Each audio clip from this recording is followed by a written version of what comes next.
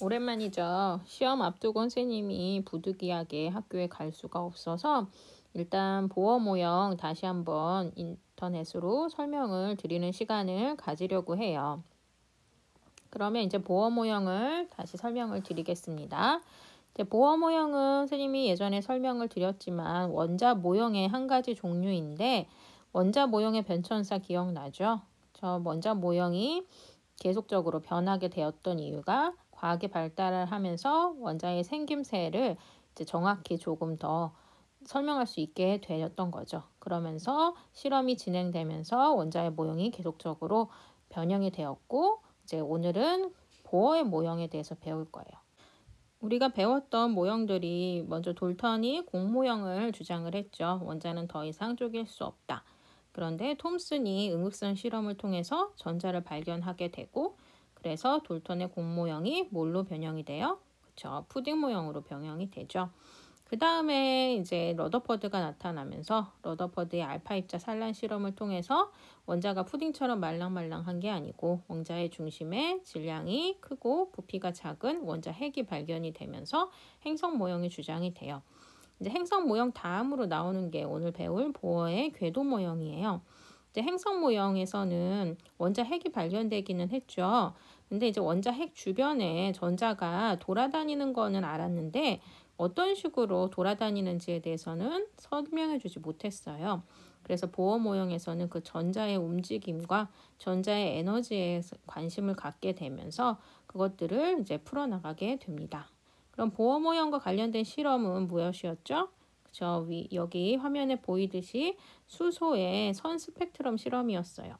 위에 보이듯이 위에 있는 그림은 지금 광원, 햇빛을 이제 프리즘으로 통과를 시키면 그때 설명했듯이 이렇게 빨주노초 파란보의 연속적인 전자기파가 다 관찰이 되었던 거죠. 그런데 수소 방전관에다가 밑에 보이시죠? 수소를 무수히 채운 다음에 여기에다가 큰 에너지를 가했더니 이때 빛이 나왔고, 그쵸? 그 빛을 프리즘을 통해서 봤더니 위에 있는 햇빛과 다르게 몇 가지 종류의 전자기파만 방출이 된 사실을 알게 되는 거죠. 그래서 보어가 이 실험을 통해서 궤도 모형을 발표하게 돼요. 위에 있는 이제 햇볕 같은 경우는 프리즘을 통해서 빨주노초 파란보 연속적으로 모든 빛이 다 지금 관찰이 됐다는 소리는 그 빨간 빛에 해당하는 에너지, 그쵸, 우리가 전자기파 배웠었죠. 가시광선 영역에서 빨주노초 파란보가 있는데 이 빨주노초 파란보의 색깔도 다 에너지 크기도 다르고 파장의 길이도 달랐어요. 그래서 이렇게 다양한 색깔이 다 나올 수 있다는 거는 빨간색에 해당하는 에너지를 갖는 전자기파, 여기 주황색에 해당하는 에너지를 갖는 전자기파, 이 사이에 해당하는 모든 전자기파가 다 햇볕으로부터 오기 때문에 이렇게 다 찍혔던 거죠. 근데 이제 수소 같은 경우는 수소에 큰 에너지를 가했을 때 수소가 그 에너지를 먼저 흡수를 하게 되죠. 근데 그 흡수 끝에 이 수소가 다시 그 에너지를 방출하게 되는데 그 방출했을 때 에너지를 봤더니 전자기파 에너지가 위에 있는 광원 햇빛과 다르게 이렇게 띄엄띄엄 656 나노미터, 486 나노미터, 434 나노미터, 410 나노미터에 해당하는 전자기파만 방출이 된 실험을 통해서 이제 보어가 이제 궤도 모형이라는 걸 주장을 하게 돼요. 그러면 궤도 모형이 무엇이냐? 전자가 궤도 위에서 돌아다닌다는 뜻이에요. 우리 러더퍼드에서 알죠? 그쵸? 원자 핵이 원자의 중심에 있고 그 주변에 전자가 돌아다닌다까지가 러더퍼드의 모형이었는데 이 전자가 보어에서는 어디에서 돌아다닌다? 특정한 궤도 위에서 돌아다닌다는 거예요.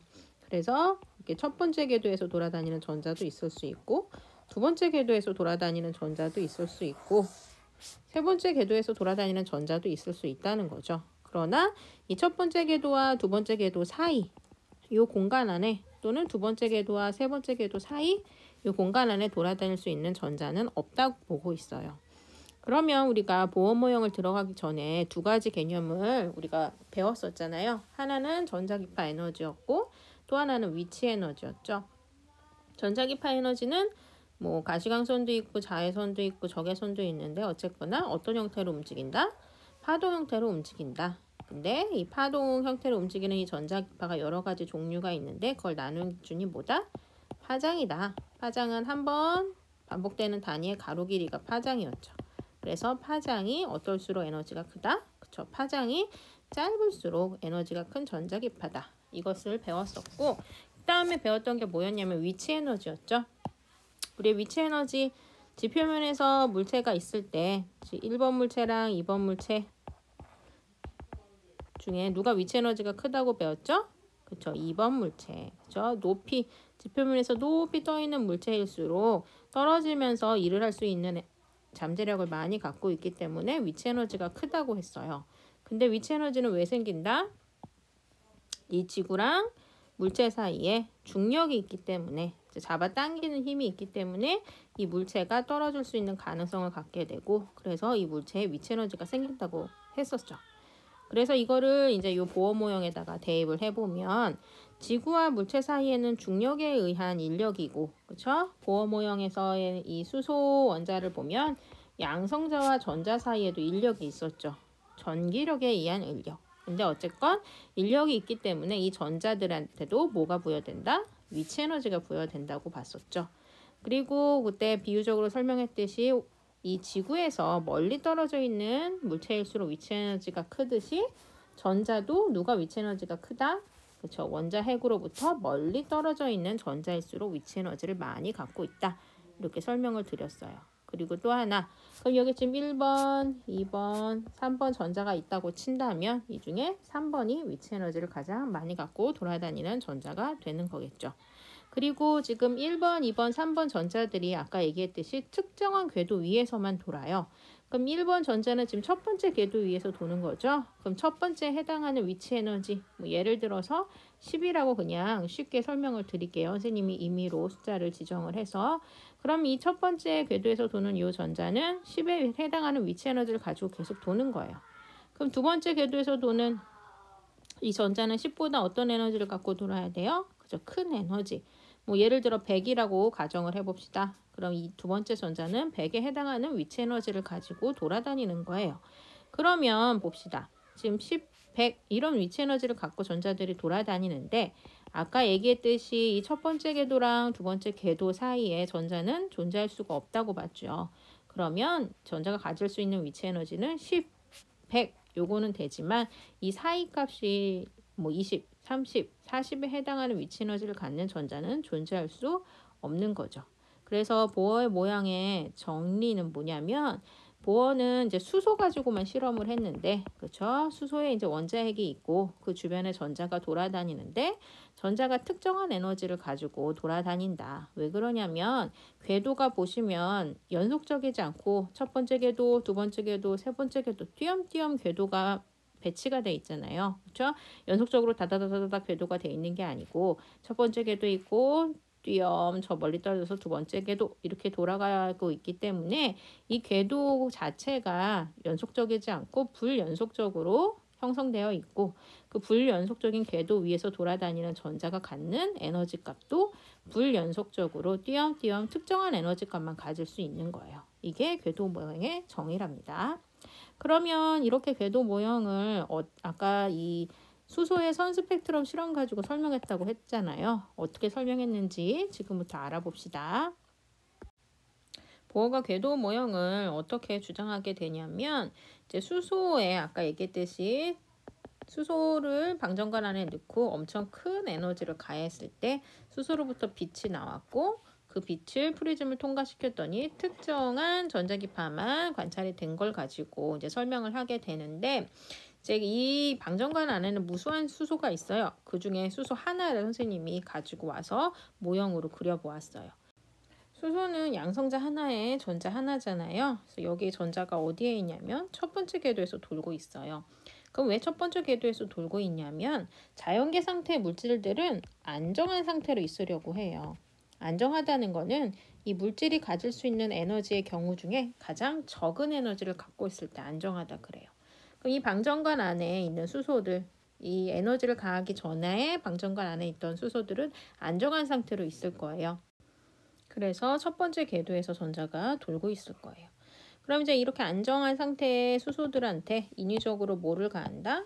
큰 에너지를 외부에서 가해 준 거죠. 그러면 어떻게 되냐? 에너지가 들어왔죠. 그렇죠? 그럼 에너지가 들어오면 어떻게 해요? 우리가 더운 날에 우리 몸의 체온이 올라가는 것처럼 그 체온이 왜 올라가요? 몸이 주변에 있는 뜨거운 에너지를 흡수했기 때문에 체온이 올라가는 거죠. 여기 있던 전자도 마찬가지예요. 에너지가 들어오면 이 에너지를 흡수를 하게 돼요. 그러면 안정화 상태의 전자는 10에 해당하는 위치 에너지를 갖고 있었는데 에너지를 흡수하게 되잖아요. 그럼 10보다 더 큰 에너지를 갖게 되죠. 더 이상 첫 번째 궤도에서 돌 수 없게 되는 거죠. 그럼 어떻게 돼요? 흡수해서 갖게 된 에너지를 가지고 돌아다닐 수 있는 궤도로 이동을 하게 되는 거죠. 그래서 이 첫 번째 궤도에서 만약에 전자가 있다가 밖에서 에너지를 90만큼 흡수를 했다. 그러면 원래 본인이 갖고 있던 10과 90 더해서 100만큼의 에너지를 갖게 되면서 두 번째 궤도로 이동을 하게 돼요. 그럼 이 전자는 이제 이동을 했어요. 에너지를 흡수해서. 그렇죠? 그럼 여기 이 두 번째 궤도에서 계속 돌지 않는다 그랬죠. 시간이 지나면 다시 안정해지려는 상태로 돌아가려고 하기 때문에 시간이 지나면 이 두 번째 궤도에 있는 전자는 다시 첫 번째 궤도로 돌아오게 돼요. 그러면 이제 두 번째 궤도에 있을 때는 100만큼의 위치 에너지를 갖고 있는 거고 첫 번째 궤도는 10만큼만 갖고 있어야 되잖아요. 그럼 그 차이값만큼의 에너지를 어떻게 한다? 그렇죠. 그 차이값만큼의 에너지를 밖으로 방출을 하는데 전자기파 형태로 방출을 하는 거죠. 그래서 그 전자기파 형태로 방출된 전자기파가 스펙트럼에 가서 찍히는 거죠. 그렇죠? 여기서 90에 해당하는 전자기파가 방출이 될 거고 스펙트럼에 찍히게 되는 거죠.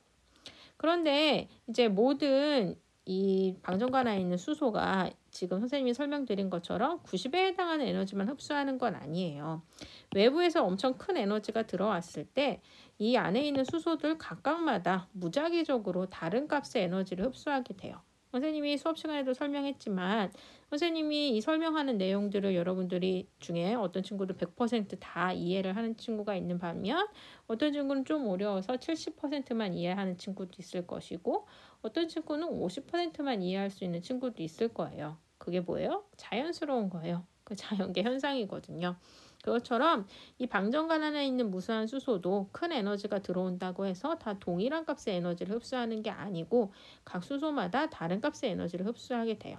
그래서 지금 설명드린 건 이제 첫 번째 궤도에서 두 번째 궤도로 90만큼의 에너지를 흡수하고 올라갔다가 다시 그 차이값만큼 90만큼의 에너지를 전자기파 형태로 방출하는 수소를 본 거죠.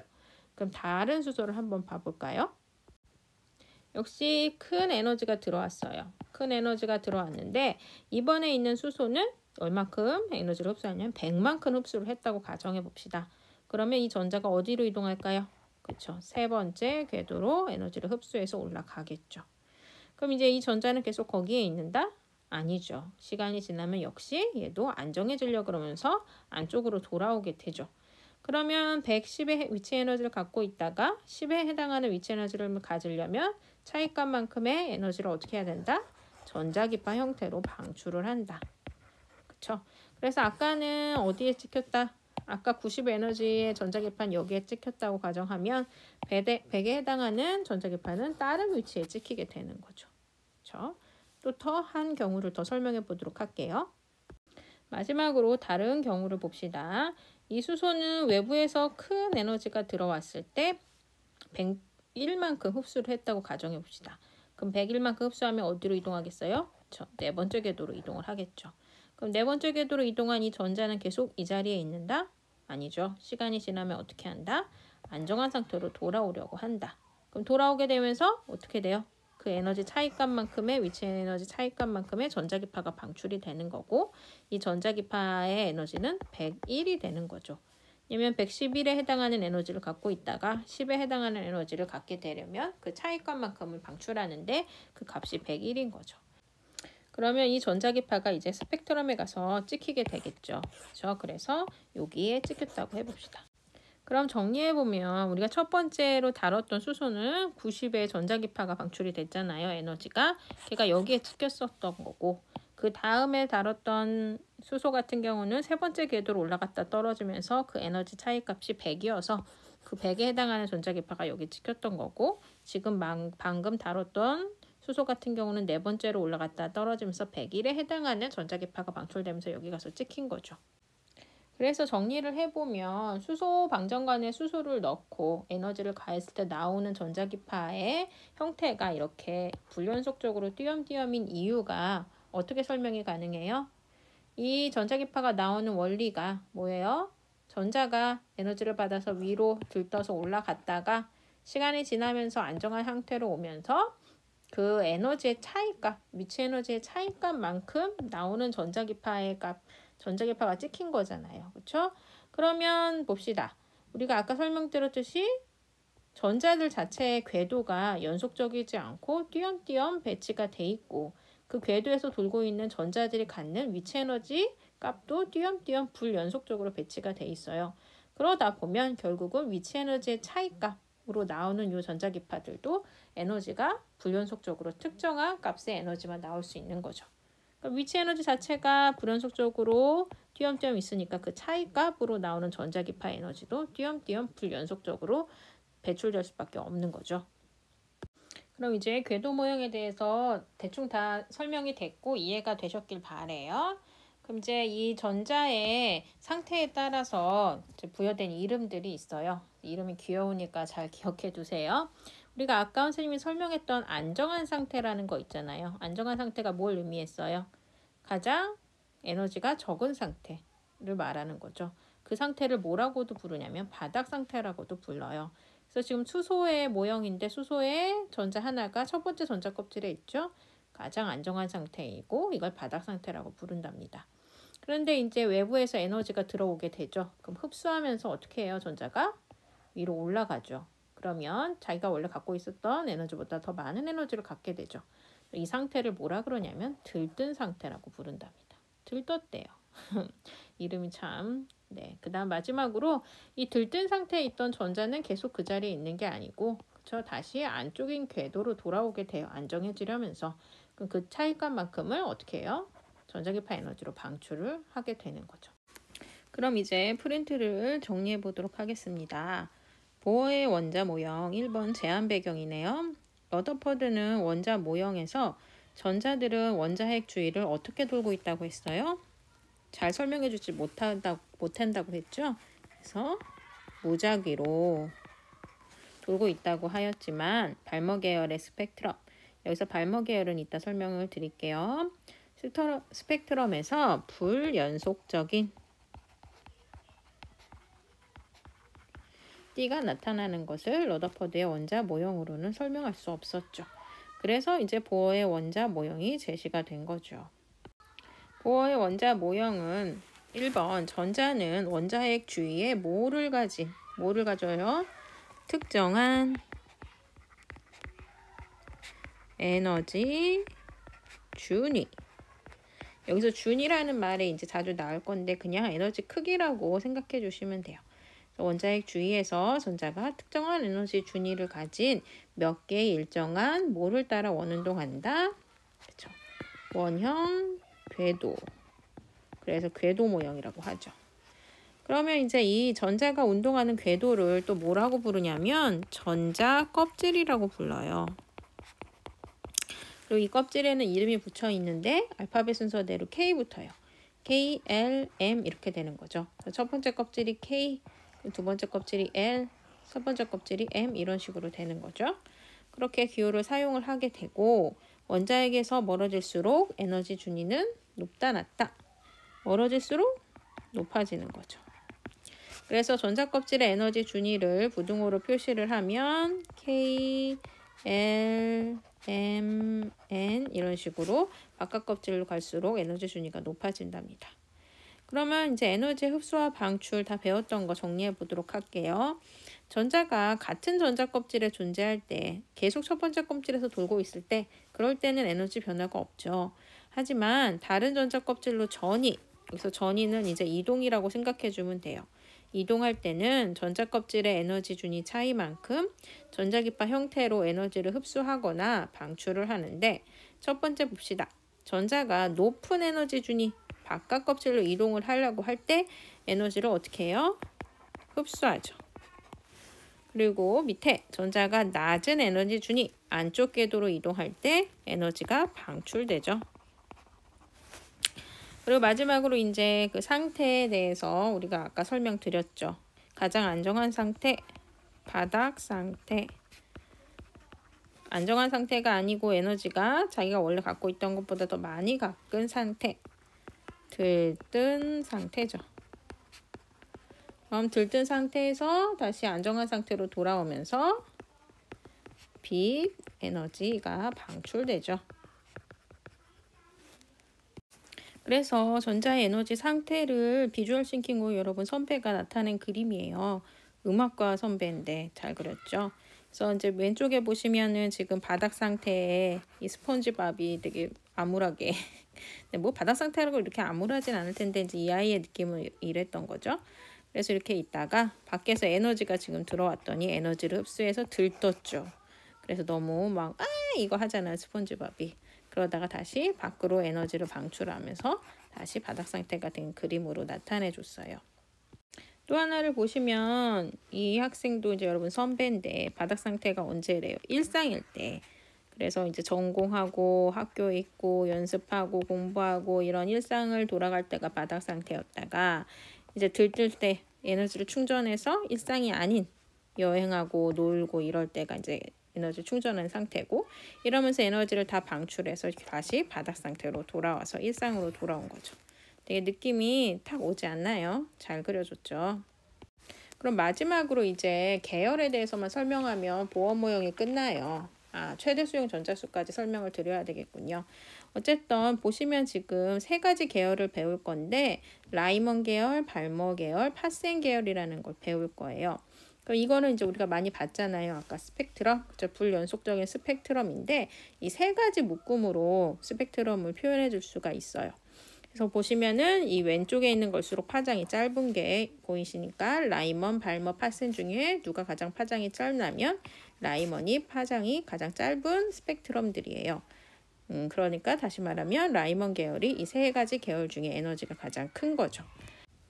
그러면 어떤 전자기파를 라이먼 계열이라고 하고 발머 계열이라고 하고 파센 계열이라고 하는지 알아보도록 합시다. 이게 이제 보어가 주장했던 게 지금 수소 가지고 했던 거죠. 그렇죠? 그럼 이제 수소의 전자들의 움직임을 지금 화살표로 나타낸 건데 라이먼 계열은 지금 보시면 이 화살표가 뭐예요? 얘는 두 번째에서 첫 번째 껍질로 떨어지면서 나오는 전자기파가 여기 가서 찍힌 거예요. 옆에 거는 세 번째에서 첫 번째로 떨어질 때 여기 가서 찍힌 거거든요. 그 에너지 차이만큼의 전자기파가. 그러면 라이먼 계열의 공통점은 뭐예요? 다 전자가 어디로 떨어져요? 그쵸. 여기 K 껍질, 첫 번째 껍질로 떨어지면서 나오는 전자기파들이 다 라이먼 계열이에요. 그쵸? 어디서 떨어지는가가 중요한 게 아니라 어디로 떨어지는가. 그래서 K 껍질로 떨어지면서 나오는 전자기파 계열들을 다 라이먼 계열이라고 하는 거예요. 그럼 발머 계열은 공통점이 뭐예요? 어디로 들뜨든 어디로 떨어지면서 나오는 전자기파? L 전자껍질로. 그쵸? L로. 그죠? 그때 나오는 전자기파들은 다 발머 계열이 되는 거죠. 파센 계열은요. M 전자껍질, 세 번째 전자껍질로 떨어지면서 나오는 전자기파들이 다 파센 계열이에요. 그러면 여기서 여러분들이 의문점을 가지셔야 돼요. 뭐를 의문점으로 가지셔야 되냐면 보세요. 지금 라이먼 계열이 발머 계열보다 에너지가 크다고 했잖아요. 그럼 라이먼 계열 중에 가장 오른쪽에 있는 얘를 봅시다. 이 아이는 지금 두 번째에서 첫 번째로 떨어지죠. 그렇죠? 하나의 껍질을 거치면서 떨어지는데 이때 나오는 이 전자기파가 발머 계열의 가장 왼쪽은 지금 한 개, 두 개, 세 개, 네 개, 5개의 전자껍질을 거치면서 떨어짐에도 불구하고 어때요? 에너지가 작죠. 그렇죠? 왜 그럴까요? 지금부터 그것들을 설명해 보도록 하겠습니다. 선생님이 아까 임의로 에너지를 부여해 놓기는 했지만 그때 부여했던 값을 생각해 볼래요? 첫 번째 전자껍질을 10으로 했었고 두 번째를 100, 세 번째를 101이라고 했었죠. 그렇죠? 어떤 의미가 이 안에 부여돼 있어요. 보면 첫 번째 껍질과 두 번째 껍질의 에너지 차이는 90. 그렇죠? 10에서 100만큼. 그리고 두 번째에서 세 번째 껍질의 차이는 에너지가 어때요? 1밖에 안 나죠. 그게 무슨 소리냐면 여기가 첫 번째 껍질의 에너지라고 생각해 봅시다. 이 세로축이 에너지라고 생각하셔. 그럼 첫 번째 껍질의 에너지는 여기에요. 위치 에너지가. 두 번째 껍질의 에너지는 어디 있어요? 여기 있어요. 다시 말하면 이 차이가 첫 번째 껍질과 두 번째 껍질의 에너지 차이는 엄청 큰 반면에 두 번째에서 세 번째 껍질의 차이는 어때요? 요만큼밖에 안 나요. 세 번째에서 네 번째는 더 작아요. 네 번째에서 다섯 번째는 더 작단 말이죠. 다시 말하면 껍질과 껍질의 에너지 차이가 다 균등하지가 않고 보시다시피 첫 번째랑 두 번째 껍질의 에너지 차이는 엄청 큰 반면 두 번째랑 세 번째랑 네 번째로 갈수록 에너지 차이가 급격하게 줄어드는 거죠. 그래서 어떻게 되는 거예요? 지금 얘네들이 무슨 계열이에요? 라이먼이죠. 왜요? K전자 껍질로 떨어지면서 방출되는 전자기파니까. 그럼 여기서 두 번째에서 첫 번째로 떨어질 때 에너지 차이가 이만큼이나 나는 거죠. 근데 아까 얘기했듯이 발목이에요. 여기서 엄청 많은 수의 전자 껍질을 거치면서 떨어지지만 이 차이가 이 밑에 있는 이 차이를 넘어갈 수는 없다는 거죠. 그래서 어디로 떨어지냐가 중요한 거예요. 만약에 여러분 시험 문제에 이런 게 나왔어요. 이렇게 떨어지는 애가 있고 그 다음에 이렇게 떨어지는 애가 있어요. 그럼 얘를 A라 그러고 얘를 B라고 해봅시다. 그럼 A랑 B 중에 누가 에너지가 더 큰 거예요? 방출되는 전자기파 에너지가. 그쵸. B가 더 큰 거죠. 왜요? 첫 번째 K 껍질로 떨어지면서 라이먼 계열의 전자기파가 나오기 때문에.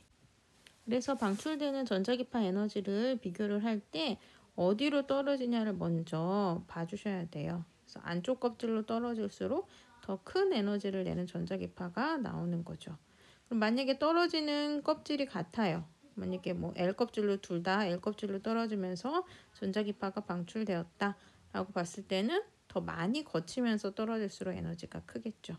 그래서 그렇게 생각해 주시면 되고, 이제 라이먼 계열은 가장 에너지가 세 계열 중에 크다고 했죠. 그 라이먼 계열은 여기 보시다시피 자외선 윤역이 나오는 거고요. 그 다음에 발모 계열은 자외선보다 에너지가 적은 가시광선이고, 마지막으로 파생 계열은 적외선 윤역의 전자기파가 방출된다고 합니다.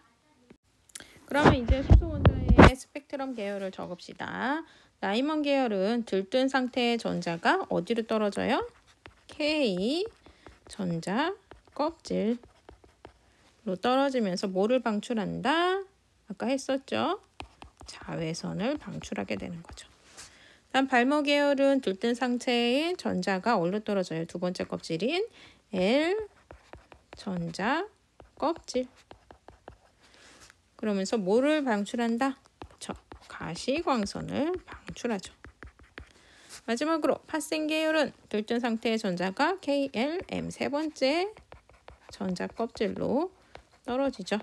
그러면서 어떤 전자기파를 방출한다? 적외선을 방출하게 되는 거죠. 네, 이해가 되셨죠? 그럼 마지막으로 이제 최대 수용 전자수가 있어요. 최대 수용 전자수는 껍질마다 최대로 들어갈 수 있는 전자수를 의미하는 거예요. 그럼 최대 수용 전자수를 봅시다. 이 밑에는 이제 주기율표에 있는 원소들을 보호 모형으로 나타낸 거예요. 주기율표는 이제 원자 번호 순으로 원소들이 배열이 되어 있는데 원자 번호가 뭐였죠? 저 양성자수랑 같았죠? 그래서 얘는 원자 번호 1번인 수소고, 그렇죠? 그 다음에 얘는 원자 번호 2번인 헬륨, 3번, 4번, 5번 이렇게 순서대로 배열이 되어 있는 거예요. 그리고 원자는 중성 상태니까 양성자 개수랑 전자 개수가 같았죠. 그러면 보호가 생각하기를 각 껍질마다 우리 이제 K, L, M, N 이 껍질들 배웠는데 껍질마다 최대로 들어갈 수 있는 전자 수가 정해져 있다고 본 거예요. 지금 첫 번째 껍질 보면은 이 수소부터 봅시다. 수소는 안정한 상태에서 첫 번째 껍질에 전자가 존재하잖아요. 그렇죠?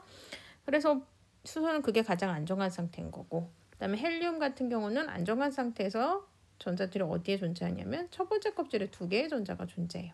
지금 여기 있는 원자 모형들은 다 안정한 상태에서의 전자 배치예요.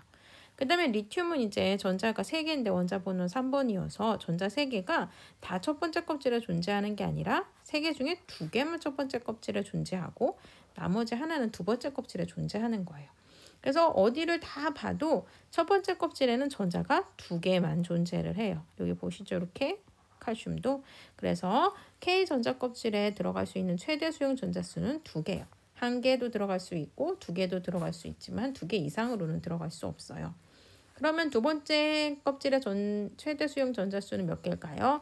여기 지금 1개, 2개, 3개, 4개, 5, 6, 7, 여기가 8개죠. 그리고 이제 네온이 지금 총 전자가 10개인데 10개 중에 2개는 첫 번째 껍질에 있고 8개는 두 번째 껍질에 있는 거예요. 걔보다 전자 하나 많은 게 이제 나트륨인데 나트륨은 보시면 두 번째 껍질에 전자 9개가 있는 게 아니고 두 번째 껍질에 네온처럼 전자 8개만 있고 나머지 하나는 세 번째 껍질에 있어요. 다 살펴보시면 두 번째 껍질로는 최대로 들어갈 수 있는 전자 수는 8개예요. 그다음 마지막으로 세 번째 껍질에는 이 지금 주기율표에는 안 나와 있지만 총 18개까지 전자가 들어갈 수 있어요. 자꾸 이제 질문을 하시는데 선생님 28888 이거 아니에요? 라고 물어보시는데 28888은 이 18쪽 원소들의 제일 바깥 껍질에 있는 전자수예요. 18쪽 원소들의 제일 바깥 껍질에는 전자가 8개씩 들어있어요. 물론 이제 헬륨은 전자가 2개까지밖에 없어서 2개만 있지만 그렇지만 이게 최대 수용 전자수는 아니에요. 우리가 뒤에 이제 현대원전 모형을 들어가면 제일 바깥 껍질에 먼저 전자를 8개 채우고 다시 안쪽 껍질로 전자가 들어가는 상황이 발생을 해요. 나중에 설명을 드릴게요. 그래서 M 전자 껍질에는 최대 수용 전자수가 8개가 아니라 18개임을 기억하셔야 됩니다. 네, 이렇게 시험 범위는 여기서 끝났습니다.